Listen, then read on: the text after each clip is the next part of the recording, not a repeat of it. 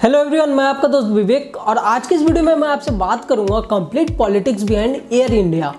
कैसे air India की शुरुआत जेआरडी टाटा ने की थी और उसे गवर्नमेंट ने फोर्सफुली एक्वायर किया और कैसे टाटा ग्रुप ने उसे वापस खरीद लिया।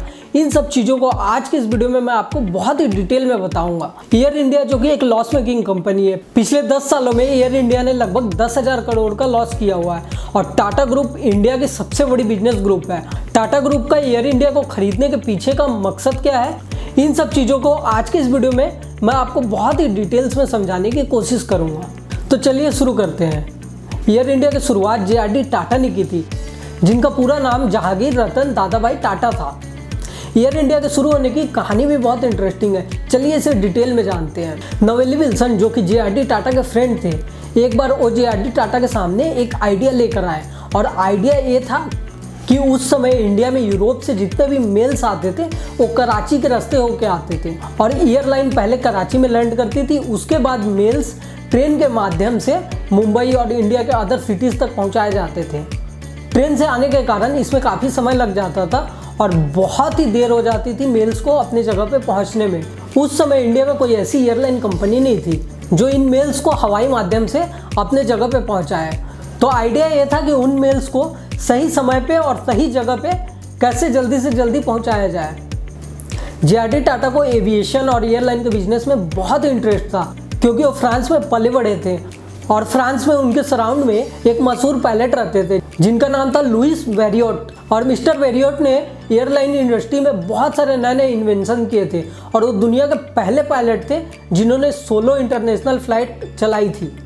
जेआरडी टाटा उनसे बहुत ही इंस्पायर थे और उन्हें एयरलाइन का बिजनेस बहुत ही अच्छा लगता था। जेआरडी टाटा को ये आइडिया बहुत ही पसंद आया और जेआरडी टाटा ने तुरंत इस पे अप्लाई करना स्टार्ट कर दिया। और आपको एक इंटरेस्टिंग फैक्ट बताता हूँ, जेआरडी टाटा ने एयरलाइन के बिजनेस को स्टार्ट करने से पहले ही पायलट के लाइसेंस ले लिए थे। वो इंडिया के पहले लाइसेंस पायलट थे और उन्होंने पायलट का लाइसेंस 1929 में लिया हुआ था। 1932 में उन्होंने टाटा एयर मेल के नाम से अपनी कंपनी को रजिस्टर कराया और अपने एविएशन बिजनेस की शुरुआत की। उनकी कंपनी मद्रास से लेकर मुंबई तक और मुंबई से मद्रास, जिसका अभी प्रेजेंट में नाम चेन्नई है, वहाँ तक मेल्स को डिलीवर करती थी। और उनकी कंपनी का पहला प्लेन खुद जेआरडी टाटा ने उड़ाया था और पहले ही साल वो कंपनी प्रॉफिटेबल हो गई। पहले ही साल कंपनी ने 60,000 का प्रॉफिट किया था, जो कि उस समय में बहुत बड़ी अमाउंट हुआ करती थी।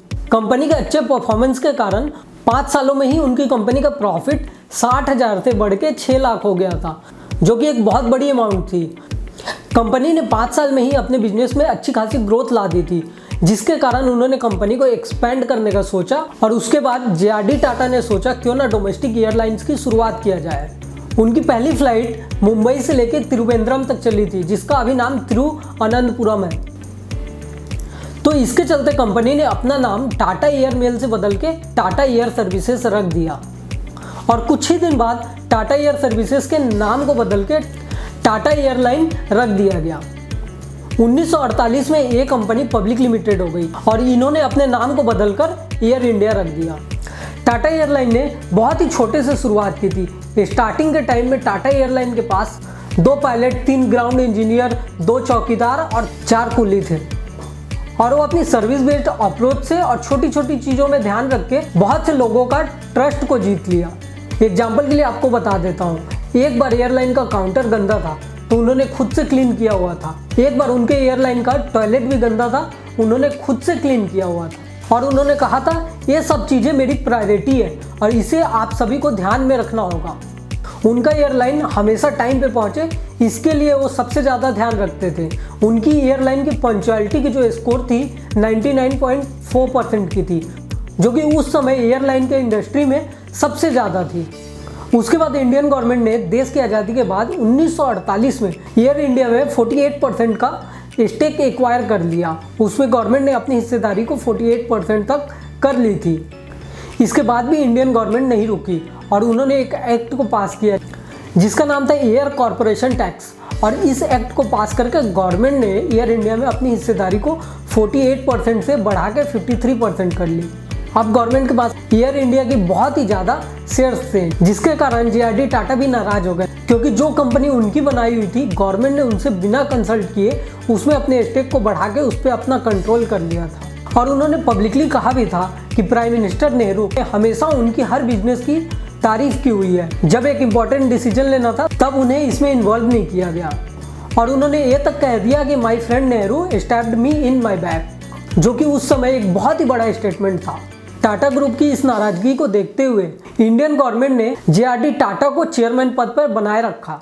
हालांकि कंपनी पे कंट्रोल गवर्नमेंट का था, बट इसे अभी जे.आर.डी. टाटा चला रहे थे और इसे जे.आर.डी. टाटा ने बहुत ही शिद्दत के साथ चलाया और इसमें प्रॉफिटेबिलिटी को और बढ़ाया। एयर इंडिया में टाटा ग्रुप की हिस्सेदारी कम होने पे भी उन्हें बहुत ही कम प्रॉफिट होता था, बट फिर भी जे.आर.डी. टाटा अपना आधा समय एयर इंडिया पे बिताते थे। बिना सैलरी लिए जे.आर.डी. टाटा एयर इंडिया के लिए काम करते थे। एयर इंडिया पे लोगों का ट्रस्ट इतना ज़्यादा था कि उस समय में ब्रिटिश एयरबस ने अपनी खुद की फ़्लाइट चालू की थी, जिसका ट्रैवल टाइम जो था एयर इंडिया से बहुत ही कम था, बट लोगों का ट्रस्ट एयर इंडिया पे ज़्यादा होने के कारण एयर इंडिया में लोगों के टिकट्स ज़्यादा बुक होते थे। और 1970 में सिंगापुर गवर्नमेंट चाहती थी कि उनका नाम भी ग्लोबल मैप पे आए। उसके लिए वो एक ऐसी एयरलाइंस कंपनी की तलाश में थे जिसका एक्सीलेंस मार्केट में बहुत ही अच्छा हो और जिसकी मार्केट में रेपुटेशन और परफॉर्मेंस बहुत ही बेहतर हो। उसके लिए उन्होंने एयर इंडिया को सेलेक्ट किया और एयर इंडिया के साथ कोलैबोरेट किया। जे.आर.डी. टाटा के कार्यकाल में एयर इंडिया का नाम और फेम बहुत ही ज़्यादा था और कंपनी की रेपुटेशन मार्केट में बहुत ही ज़्यादा हुआ करती थी। उन्होंने कंपनी को इस हद तक बढ़ाया हुआ था। 1978 में कुछ ऐसा हुआ जिसके कारण एयर इंडिया का भविष्य हमेशा के लिए बदलने जा रहा था। 1978 में फर्स्ट टाइम एयर इंडिया का एक्सीडेंट हुआ जिसमें 213 पैसेंजर और क्रू मेंबर्स की डेथ हो गई। तब के पीएम मुरारी देसाई ने जे.आर.डी. टाटा से बिना कंसल्ट किए हुए उन्हें चेयरमैन पद से हटा दिया।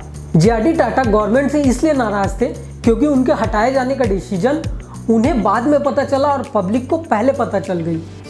तब जे.आर.डी. टाटा जमशेदपुर में थे और उनसे किसी पब्लिक ने पूछा, आपको एयर इंडिया से एग्जिट कर दिया गया है, इस पे आपको कैसा लग रहा है? तब उन्होंने कहा था, मैं वैसे ही फील कर रहा हूँ जैसा आप फील करेंगे जब आपका फेवरेट बच्चा आपसे दूर चला जाएगा। जे.आर.डी. टाटा को चेयरमैन पद से हटाने के बाद बहुत सारे एमडी ने रिजाइन कर दिया और बहुत सारे crew member and pilot member ने हड़ताल कर दिया ताकि टाटा को वापस एयर इंडिया में लाया जा सके। फिर जब 1980 में इंदिरा गांधी की गवर्नमेंट वापस सत्ता में आई तब उन्होंने जे.आर.डी. टाटा को वापस एयर इंडिया के बोर्ड में शामिल किया और तब से 1986 तक जे.आर.डी. टाटा ने एयर इंडिया में काम किया। 1990 से एयर इंडिया का डाउनफॉल स्टार्ट हुआ और एयर इंडिया का बिजनेस मार्केट में गिरता चला गया। एयर इंडिया जानी जाती थी अपनी फैसिलिटी और पंक्चुअलिटी के लिए और 1990 के बाद एयर इंडिया की टाइमिंग बहुत ही ख़राब हो गई। एयर इंडिया की बहुत सारी फ्लाइट्स डिले होने लगी और तब से लेके आज तक लगातार एयर इंडिया का टाइमिंग गिरता चला जा रहा है।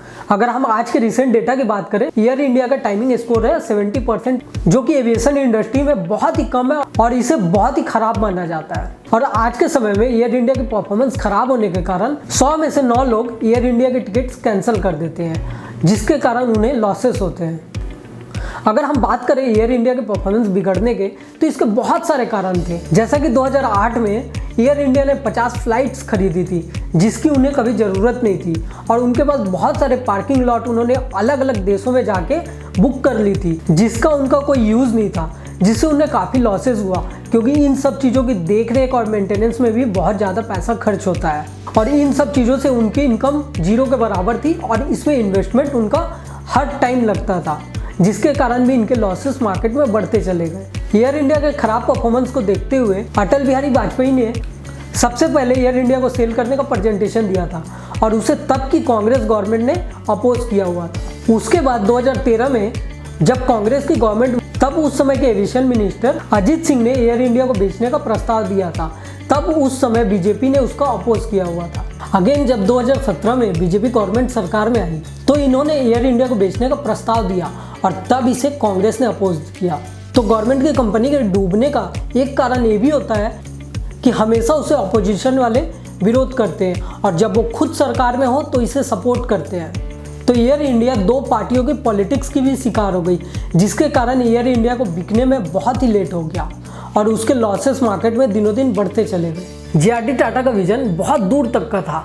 आप इसका अंदाज़ा इससे लगा सकते हैं कि आज इंडिया में जितनी भी बड़ी कंपनी है जैसे कि Tata steel, Tata motor, Voltas, TCS, इन सभी कंपनियों की शुरुआत जे.आर.डी. टाटा ने की थी और बाद में टाटा ग्रुप के चेयरमैन बने रतन टाटा, जो इनके विजन को एक कदम और आगे तक लेके गए। हाल ही में टाटा ग्रुप ने एयर इंडिया में बिडिंग की हुई है और वो इसे खरीदना चाहती है। अब टाटा ग्रुप का एयर इंडिया को खरीदने के पीछे दो एंगल सामने आते हैं।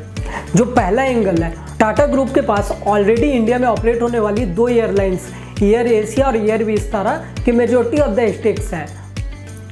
तो टाटा ग्रुप के पास एयर एशिया का 84% का स्टेक है। वहीं अगर हम बात करेंगे एयर विस्तारा का, तो टाटा ग्रुप के पास एयर विस्तारा में 51% का स्टेक है। और एयर इंडिया को खरीदने के पीछे उनकी अदर भी वजह हो सकती है, जैसा कि एयर इंडिया के पास बहुत सारे प्लेन अनयूज्ड पड़े हुए हैं और एयर इंडिया के पास अलग अलग देशों में बहुत सारे पार्किंग स्पॉट पड़े हुए हैं जिनका यूज़ वो अपनी अदर कंपनीज के लिए कर सकते हैं।